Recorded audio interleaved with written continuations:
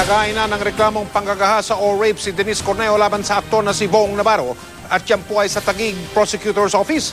Pinanumpaan muna ni Corneo ang kanyang 10 pahinang affidavit sa salaysay sa harap ng Assistant City Prosecutor ng Taguig.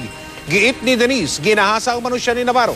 Hindi raw ito kontra sa mga ibinigay niyang salaysay sa pulisya noong gabi ng Enero 22. Ang nais lang daw ni Denise ay maibalik ang kanyang dangal. Mahirap daw ang pinagdadaanan niya ngayon at ipinauubaya na raw niya sa may kapalang lahat.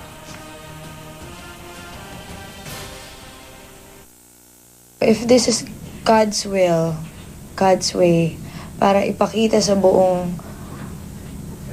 Pilipinas o sa maraming tao kung gaano kalakas akong